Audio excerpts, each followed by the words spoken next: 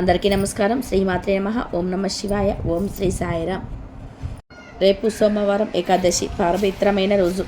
ఈ రోజున మీరు ఏం చేసినా చేయకపోయినా ఈ ఒక్క ఆకు తింటే చాలు మీ సుడి తిరిగిపోతుంది. ఇది కార్తీక మాసానికి ముందు వచ్చే సోమవారం రోజున ఏకాదశి తిథి వస్తే ఆ రోజున చాలా పవిత్రంగా భావించాలి. ఏకాదశి విష్ణువుకు ప్రీతికరమైనది. ఇది సోమవారం శివుడికి ఇష్టమైన రోజు. సోమవారం ఏకాదశి తిథి కలిసి వచ్చిన ఈ పర్వదినాన ఈ ఒక్క ఆకు తింటే మీకు మంచి ఆరోగ్యంతో పాటు బలం కూడా వస్తుంది. ఆ ఆకు తినడం వల్ల మీకు ఉన్న బద్ధకం కూడా పోతుంది. ప్రత్యేకించి ఏకాదశి రోజున ఈ ఆకు తింటే మీ సుడి విపరీతంగా మారిపోతుంది. హిందువులు ఏకాదశికి విష్ణువును పూజించటమే కాదు, ఉపవాసం కూడా ఉంటారు. కొందరు ఏకాదశి ముందు రోజు భోజనం చేసిన వారు మళ్ళీ ఏకాదశి మరనాడు ద్వాదశి రోజున భోజనం చేస్తారు. ఇలా చేయటం వలన మన శరీరం తేలికగా అవుతుందని నమ్మకం. చాంద్రమానం ప్రకారము పక్షం రోజులలో 11వ తిథి ఏకాదశి, అంటే పౌర్ణమి తర్వాత వచ్చే 11వ రోజు. అలాగే అమావాస్య తర్వాత వచ్చే 11వ రోజు ఏకాదశి. ఆదిదేవత శివుడు ప్రతి నెలలో శుక్లపక్షానికి ఒకటి, కృష్ణపక్షానికి ఒకటి, మొత్తం నెలలో 2 ఏకాదశులు చెప్పున ఏడాదిలో మొత్తం 24 ఏకాదశులు వస్తాయి. అయితే ఏకాదశి అనగానే హిందువులకు మొదటగా గుర్తుకొచ్చేది తొలి ఏకాదశి, ముక్కోటి ఏకాదశి, భీష్మ ఏకాదశి. ప్రతి నెల అమావాస్యకు ముందు వచ్చే ఏకాదశిని బహుళ ఏకాదశి అంటారు. ఇలా ఏకాదశిలో 12 బహుళ ఏకాదశులు వస్తాయి. అయితే ఈ ఏకాదశి ప్రాముఖ్యత ఏమిటి అంటే, ఈ ప్రత్యేకమైన రోజులో ఆహారం తినకుండా ఉపవాసం ఉంటారు. దీనివల్ల ఆరోగ్యము, శరీరంలో చురుకుదనం వస్తాయని పెద్దల నమ్మకం. ఏకాదశి రోజు లక్ష్మీ నారాయణులను పూజిస్తారు. పద్మపురాణం ప్రకారం ఏకాదశి ఉపవాసం ఆచరించడం వలన ఎన్నో యాగాలు చేసిన పుణ్యఫలం కూడా లభిస్తుంది. జన్మలలో చేసిన పాపాల నుంచి విముక్తి కలుగుతుంది. ఏకాదశి రోజు రాత్రి జాగారం చేసి విష్ణు నామస్మరణ చేయాలి. ఇలా చేయటం వల్ల సంపద, సంతోషము, శ్రేయస్సు పొందుతారు. ఈ ఏకాదశి వ్రతం ఆచరించటం వలన దీర్ఘకాలిక రోగాల నుంచి ఉపశమనం కలుగుతుంది. చర్మ రోగాల నుంచి విముక్తి లభిస్తుంది. ఏకాదశి రోజు బ్రహ్మముహూర్తంలో నిద్రలేచి స్నానం చేయాలి. పూజ గదిని శుభ్రం చేసుకొని విష్ణుమూర్తి విగ్రహాన్ని ఏర్పాటు చేసుకోవాలి. గంగాజలంతో అభిషేకించాలి. తులసి ఆకులతో స్వామిని పూజించడం వలన విష్ణుమూర్తి ఆశీస్సులు త్వరగా లభిస్తాయి. ఏకాదశి రోజు అనారోగ్య బాధితులకు పండ్లు, దుప్పట్లు దానం చేయడం వలన దీర్ఘకాలిక వ్యాధుల నుంచి ఉపశమనం లభిస్తుంది. అయితే ఎంతో పవిత్రమైన ఈ ఏకాదశి రోజు ఏ ఆకు తింటే మీ సుడి తిరిగిపోతుందో ఈ వీడియోలో వివరంగా తెలుసుకుందాం.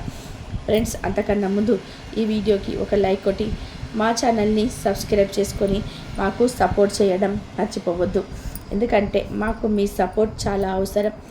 ఒకసారి ధర్మరాజు శ్రీకృష్ణుడితో, కృష్ణ, మాఘమాస బహుళ పక్షంలో వచ్చే ఏకాదశి పేరేమిటి, దానిని గురించి నాకు వివరించండి అని అడిగాడు. దానికి ప్రత్యుత్తరంగా శ్రీకృష్ణుడు ఇలా వివరించాడు. రాజా, మాఘమాసంలోని కృష్ణపక్షంలో వచ్చే ఏకాదశి పేరు విజయ ఏకాదశి. విజయ ఏకాదశి అని తెలియబడే ఈ ఏకాదశిని గురించి నీకు ఆనందంగా వివరిస్తాను. ఈ ఏకాదశి వ్రతాన్ని పాటించటం ద్వారా అన్ని పాపాలు ఒకేసారి నశించిపోతాయి. ఈ ఏకాదశి గురించి ఒకసారి బ్రహ్మదేవుడు నారదుడికి చెప్పాడు అని ఇలా వివరించసాగాడు. ఒకసారి నారదుడు బ్రహ్మదేవుని సన్నిపించి, ఓ దేవతా శ్రేష్ఠుడా, మాఘమాసం కృష్ణపక్షంలో వచ్చే విజయ ఏకాదశిని పాటించేవాడు సాధించే ఫలాన్ని నాకు వివరించండి అని వినమ్రంగా అడిగాడు. అది విన్న బ్రహ్మదేవుడు నారదుడితో, పుత్ర, ఈ పురాతన వృత్తాంతం అత్యంత పవిత్రమైనది, సకల పాపాలను నశింపచేసేది. ప్రేయర్కు తగినట్టుగా ఇది నిజానికి గొప్ప ఫలితాలను ఇస్తుంది. ఈ విజయ ఏకాదశి మనిషికి నిస్సందేహంగా విజయాలను చేకూరుస్తుంది. పూర్వం తండ్రి ఆజ్ఞను నెరవేర్చడానికి శ్రీరామచంద్రుడు తన భార్య సీతతో, సోదరుడు లక్ష్మణుడితో 14 ఏండ్లు వనవాసానికి వెళ్ళినప్పుడు గోదావరి తీరంలోని పంచవంటి అనే రమ్యమైన అరణ్య ప్రాంతంలో కొంతకాలం నివసించాడు. వారు ఆ వనంలో ఉన్నప్పుడే దానవరాజైన రావణుడు సీతాదేవిని అపహరించాడు. సీతా వియోగంతో శ్రీరాముడు దుఃఖ సముద్రంలో మునిగిపోయాడు. సీత అన్వేషణలో శ్రీరాముడు అడవిలో తిరుగుతూ మరణింపనున్న పక్షిరాజు జటాయువును కలిశాడు. సీతని గురించి సమస్తం శ్రీరాముడికి తెలియజేసిన జటాయువు ఈ జగత్తును వీడి వైకుంఠానికి వెళ్ళాడు. తర్వాత శ్రీరాముడు సుగ్రీవుడితో స్నేహం చేశాడు. అప్పుడు రామచంద్రుడి కార్యార్థమై పెద్ద వానర సైన్యాన్ని ఏర్పాటు చేయబడి. ఇంతలో కపిరాజుకు హనుమంతుడు లంకలోని అశోకవనానికి వెళ్ళి సీతను చూసి రాముని అంగుళీకాన్ని ఆమెకు సమర్పించే మహత్ కార్యాన్ని పూర్తి చేశాడు. తదనంతరం హనుమంతుడు రామచంద్రుడి దగ్గరికి తిరిగి వచ్చి సమస్తాన్ని అతడికి వివరించాడు. హనుమంతుడి మాటలు విన్న అతడి తర్వాత శ్రీరాముడు తన మిత్రుడైన సుగ్రీవుడితో సంప్రదించి లంకపై దండెత్తడానికి నిశ్చయించాడు. అప్పుడు శ్రీరాముడు పెద్ద వానర సేనతో సముద్ర తీరానికి అరుదించి లక్ష్మణుడితో సౌమిత్రి, తిమింగిలాలు, ముసళ్ళు వంటివి భయంకరమైన జలచరాలతో నిండినటువంటి ఈ అగాధమైన సముద్రాన్ని మనం ఎలా దాటగలం అని అన్నాడు.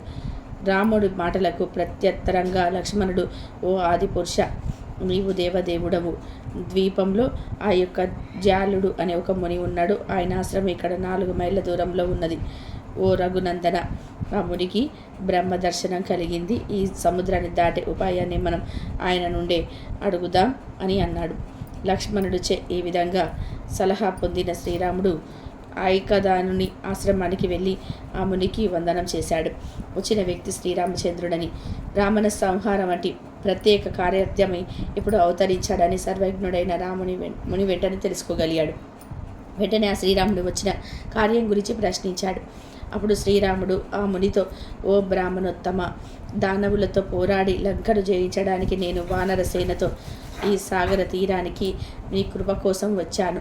ఓ మునివర్య, దయతో ఈ దుస్తరమైన సాగరాన్ని సులభంగా దాటగలిగే ఉపాయాన్ని చెప్పండి అని అడిగాడు. దానికి ప్రత్యుత్తరంగా ముని శ్రీరాముడితో, శ్రీరామ, యుద్ధాన్ని జయించి నీవు ఈ జగత్తులో అసాధారణ యశస్సును సంపదను పొందగలిగే ఒక మహత్తర వ్రతాన్ని నీకు చెప్తాను అని ఈ వ్రతాన్ని నీవు అనన్య చిత్తంతో పాటించాలి. రామచంద్ర మాఘమాసంలో కృష్ణపక్షంలో వచ్చే ఏకాదశి విజయ ఏకాదశిగా ప్రసిద్ధి చెందింది. ఈ ఏకాదశి వ్రత పాలనచే నీవు వానర సేనతో ఈ సముద్రాన్ని దాటగలిగావు. ఈ ఏకాదశి వ్రత విధానాన్ని సావధానంగా విను. ఏకాదశి ముందు రోజు బంగారు, వెండి, రాగి లేదా మట్టి కుండలలో నీరు నింపి దాన్ని మామిడాకులతో అలంకరించాలి. తర్వాత దాన్ని సప్త ధాన్యాలతో అలంకరించిన వేదికపై ఉంచి దానిపై నారాయణుని స్వర్ణమూర్తిని నిలపాలి. ఏకాదశి రోజున నువ్వు తెల్లవారుజామునే స్నానం చేసి తులసి దళాలను, గంధాన్ని, పూలను, పూమాలలను, ధూప దీపాలను, నైవేద్యాన్ని సమర్పించి నారాయణని పూజించాలి. ఆ రాత్రి జాగరణ కూడా చెయ్యాలి. మరునాడు ఆ పాత్రను నదీ తీరం, కొలను లేదా సరస్సు ఒడ్డున ఉంచి సూర్యోదయం తర్వాత దాన్ని యథావిధిగా పూజించాలి. ఆ తర్వాత నారాయణమూర్తితో పాటు ఆ పాత్రను బ్రహ్మచర్య వ్రతాన్ని పాటిస్తున్న బ్రాహ్మణుడికి దానం చేయాలి. ఈ విధంగా చేస్తే నువ్వు నిశ్చయంగా నీ శత్రువులను ఓడిస్తావు అని అంటాడు. ముని ఆదేశానుసారం శ్రీరామచంద్రుడు ఈ ఏకాదశి వ్రతాన్ని పాటించే సముద్రం మీద వారధిని కట్టాడు. తర్వాత రావణుడితో యుద్ధం చేసి విజయాన్ని సాధించాడు.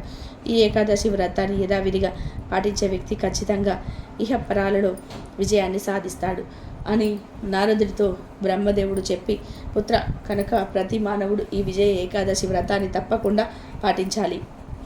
ఈ విజయ ఏకాదశి మహిమ మనిషి యొక్క సమస్త పాపాలను నశింపచేస్తుందని చెప్పాడు. అది కృష్ణుడు ధర్మరాజుతో చెప్పాడు. ఈ ఏకాదశి మహత్యాన్ని జరిపేవాడు, వినేవాడు వాజపేయ యజ్ఞ ఫలాన్ని పొందుతాడు. విజయ ఏకాదశి చాలా విశేషమైనది. ఎగ్జామ్స్లో పాస్ అవ్వాలని, మంచి ఉద్యోగం రావాలని, ఇలా ఏదో ఒక కోరిక ఉన్నవారు ఈ విజయ ఏకాదశి రోజు లక్ష్మీ నారాయణ పూజిస్తే ఆ కోరిక విజయవంతంగా నెరవేరి తీరుతుందని శాస్త్ర పండితులు చెప్తున్నారు. ఇక సోమవారం ఏకాదశి కలిసి వచ్చిన ఈ పవిత్రమైన రోజు మీ శివుడికి లేదా విష్ణువుకు భక్తి శ్రద్ధలతో ఆరాధించండి. ఇప్పుడు మీకు దగ్గరలో ఎక్కడైనా వేప చెట్టు ఉంటే ఆ చెట్టు నుంచి మంచి లేత ఆకులు తెచ్చుకోండి. ఏకాదశి రోజు తినవలసిన ఆకు వేపాకే. వేపాకు ఎలా తింటాము, అది బాగా చేదుగా ఉంటుంది కదా అని అనుకుంటూ ఉంటారు. మీరు ముందుగా ఒక మంచి వేపాకును తెచ్చుకొని దాన్ని నీటితో శుభ్రం చేసి దేవుడి పాట ముందు పెట్టి ఆకుపై బెల్లము, పంచదార లేదా తేనెను వేసుకొని తినండి. ఇలా ఏకాదశి రోజు వేప ఆకుతో తినడం వలన మీ జీవితం మారిపోతుంది. మీరు రేపు ఏకాదశి రోజు ఏం తినకుండా ముందుగా వేప ఆకును తినండి. వేప ఆకు సర్వరోగ నివారిణి. రోజు ఉదయం పడిగడుపున వేపాకు తింటే అనేక రోగ ప్రయోజనాలు పొందవచ్చునని నిపుణులు చెప్తున్నారు. ఈ పేరు వినగానే అబ్బా చేదుగా ఉంటుంది అని ముఖం చికిలించేస్తారు. అయితే వేపను ఆయుర్వేదంలో సర్వరోగ నివారణగా పరిగణిస్తారు. మన తాతలు తండ్రులు కూడా వేపాకు విశిష్టతను మనకు చాలాసార్లు చెప్పే ఉంటారు. పడగడుపున వేపాకు తింటే పేగు వ్యవస్థను ఆరోగ్యంగా ఉంచుతాయి. అలిమెంటరీ కెనాల్ను వ్యాధికారకాల నుంచి రక్షిస్తుంది. ఈ రోజుల్లో మనం అనుసరించే జీవన శైలి, మనం తీసుకునే ఆహారం, మద్యపానం వంటి అలవాట్ల కారణంగా పేగు ఇన్ఫెక్షన్ల కారణంగా చాలామంది ఇబ్బంది పడుతున్నారు. వేపాకును ఖాళీ కడుపుతో తింటే ఈ సమస్య నుంచి రక్షణ పొందవచ్చు. వేపాకు ప్లస్ షుగర్ లెవెల్స్ కంట్రోల్లో ఉంచుతుందని నిపుణులు చెప్తున్నారు. ప్రతిరోజు ఒక క్రమ పద్ధతిలో ఉదయం లేవగానే వేపాకులను తిన్న, వేపాకులతో కషాయం తయారు చేసుకొని తాగిన రక్తంలో షుగర్ స్థాయి తగ్గుతాయని అంటూ ఉన్నారు. నిశ్చల జీవన శైలి, ఆహార అలవాటుకు, ఒత్తిడి వంటి కారణంగా మలబద్ధక సమస్యతో బాధపడే వారి సంఖ్య రోజురోజుకు ఎక్కువ అవుతుంది. మలబద్ధకంతో బాధపడే వారికి వేప ఆకు ఔషధంలాగా పనిచేస్తుంది. వేప ఆకుల్లో ఉండే ఫైబర్, ఫ్లేవర్ పేగుల కదలికను మెరుగుపరుస్తాయి.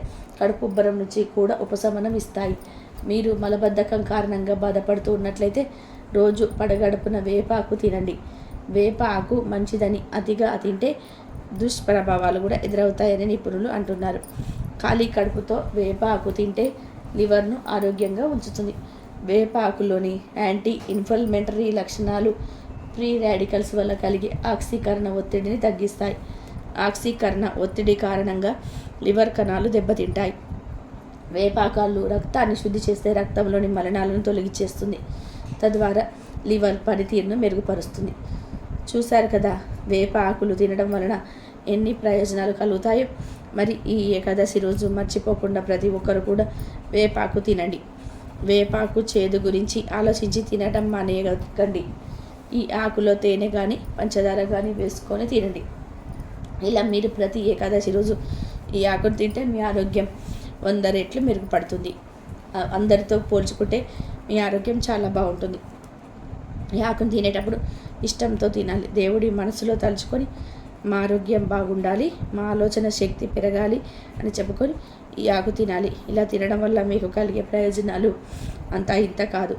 మరి ప్రతి ఒక్కరు కూడా రేపు ఏకాదశి రోజు వేప ఆకు చెప్పుకున్న విధానంగా తిని శుభ ఫలితాలను పొందండి.